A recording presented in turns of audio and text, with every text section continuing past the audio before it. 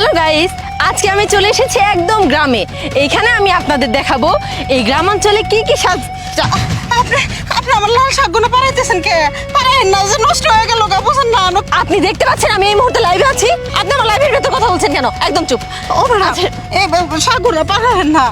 কি আপনার শাক আগে নাকি আমার লাইভ আগে? আপনি জানেন এই মুহূর্তে আমার লাইভে কতজন ভিউয়ার্স আছে, কতজন মানুষ আমাকে দেখছে? এখানে প্রায় 20,000 মানুষজন আছে। এখানে একটা কথা বলবেন না। এই এদিকে আয়। আপনি আমার লাল শাকগুলো পারাইতেছেন কে? নষ্ট হয়ে গেল গা। আপনি অন্য জায়গায় যা, মোবাইল চালান গা যান। কি তোর এই 2 টাকা লাল শাকের জন্য তুই আমাকে কথা শোনাচ্ছিস, তাই না? দাঁড়া, আজকে তোর এই লাল শাকের ক্ষেত আমি কি করি সেইটাই তোকে দেখাবো। এই শাকের ক্ষেতের জন্য তুই আমার লাইফ নষ্ট করেছিস না? আজকে তুই এই 2 টাকা শাকের জন্য আমাকে এত কথা শোনাইছিস না? আজকে তোর ক্ষেতের কি হাল করি তুই তাই দেখ। ম্যাডাম, আপনার পা ধরে হাতে ধরে আপনি আমার শাকগুলো নষ্ট করে নাই। শাক বেঁচে আমার সংসার চলে। ও ম্যাডাম, চুপ। এই শাক বিক্রি করে তুই কিভাবে খাস সেটাও আমি দেখবো। তোর প্রায় সব শাকই শেষ। এই চল। হ্যাঁ দাঁড়ান, আপনি যখন আমার শাকগুলো নষ্ট করছেন, আমার এই শাকের দাম দিয়েছেন। কি তোর এই শাকের দাম আমি দিব? দাঁড়া। থামুন!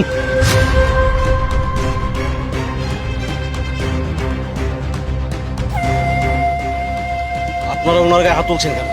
হাত তুলবো না কি করব? আপনি জানেন আমি কত বড় একজন সেলিব্রিটি লোক? আমি আজকে এসেছিলাম এই গ্রামের মধ্যে কিছু প্রাকৃতিক দৃশ্য দেখাতে। এখানে কিছু শাকসবজি চাষবাস করা হয়, এগুলো দেখাচ্ছিলাম। উনি আমার লাইফটা নষ্ট করে দিছে। আপনি জানেন এই মুহূর্তে আমার লাইফে কতজন মানুষজন ছিল? সেই সব মানুষের সামনে উনি আমাকে অপমান করেছে। থামুন! আপনার কাছে আমি এত ডিটেলস শুনতে আসিনি। আমি দূর থেকে সবকিছু দেখেছি। আমি শুধু শুনতে চেয়েছি আপনার ওনার গায়ে হাত তুলছেন কেন। কি বললেন আপনি? 2 টাকার শাক? হ্যাঁ, 2 টাকার শাক। এই 2 টাকার শাক না হলে ওনার মুখে আহার জুটবে না।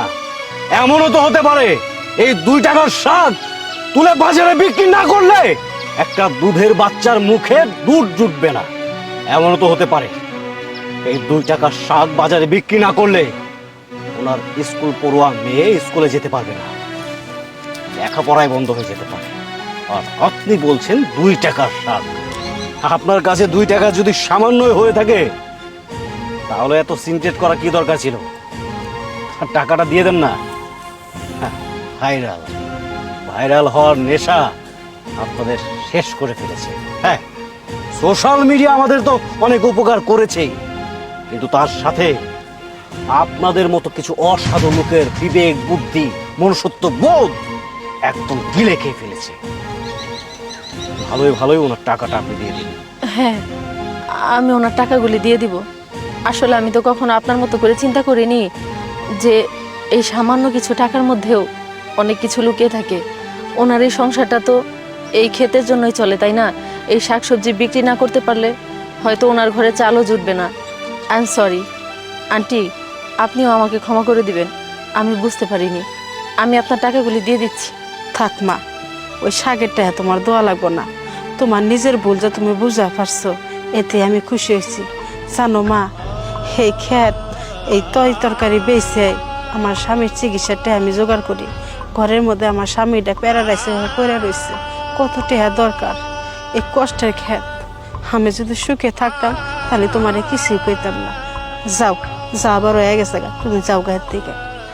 না না আন্টি, টাকাটা দে তো। আমি তো আপনার মেয়ের মতোই। এটা মনে করেন আমি আপনাকে এমনি দিলাম। না, রাখেন আন্টি, আমাদের জন্য দোয়া করবেন। আচ্ছা চল আসি ভাই। বাবা, তুমি কোন থেকে হুট করে আইলা? তোমার লেগে টেহাটা পাইলাম, আর মেয়েটাও ভালো হয়ে গেল গা। তোমার মতন পোলা যদি বাংলার ঘরে ঘরে মায়ের গর্বে আইতো তাহলে মায়ের আর কষ্ট থাকতো না। আমার জন্য দোয়া করবেন আন্টি। আচ্ছা, আমি আসি, আপনি কাজ করুন। আচ্ছা যাও। আসসালামু আলাইকুম। ওয়ালাইকুম আসসালাম। যাই হোক, আমার স্বামীরে বেশি করে ওষুধ কিনে দিব, ও খায়া সুস্থ হইব। 1000 টাকা